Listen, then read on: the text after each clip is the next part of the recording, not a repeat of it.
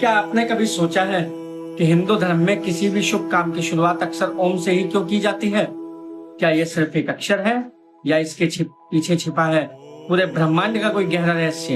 आज सिर्फ 3 मिनट में समझते हैं ओम का असली मतलब क्या है और सनातन परंपरा में इसे इतना पवित्र क्यों माना जाता है। ओम को संस्कृत में प्रणव भी कहा गया है।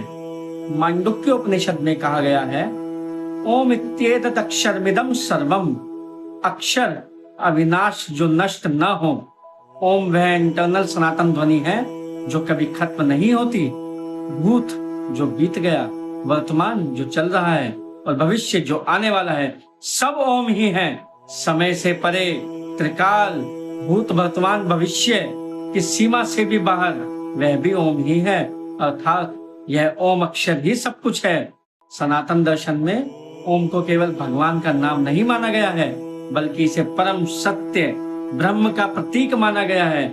इसलिए जब हम पूजा, मंत्र, ध्यान या किसी शुभ कार्य से पहले ओम बोलते हैं तो उसका भाव होता है हम अपने मन और चेतना को उस परमात्मा से जोड़ रहे हैं।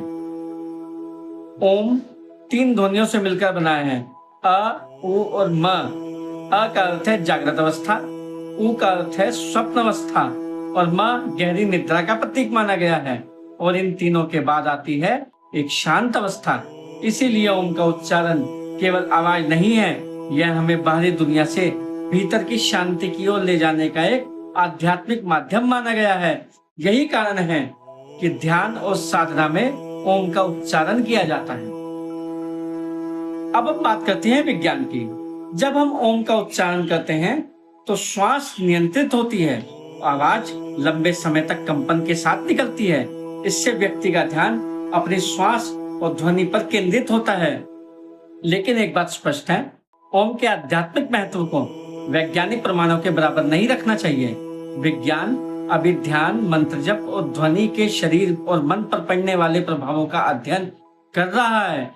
इसलिए ओम को समझने का सबसे सुंदर तरीका आस्था के साथ लेकिन विवेक के साथ है। तो अगली बार जब आप ओम बोलें तो इसे सिर्फ एक धार्मिक पहचान समझकर मत बोलिए। याद रखिए, ओम हमें याद दिलाता है कि हम इस विशाल ब्रह्मांड से अलग नहीं हैं, बल्कि इसी अस्तित्व का हिस्सा हैं। और शायद इसलिए सनातन परंपरा में शुरुआत भी ओम से होती है और साधना का अंतिम लक्ष्य भी उसी परम सत्य को जानना है।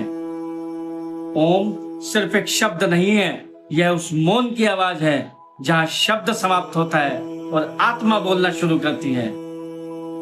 तो दोस्तों, हमारा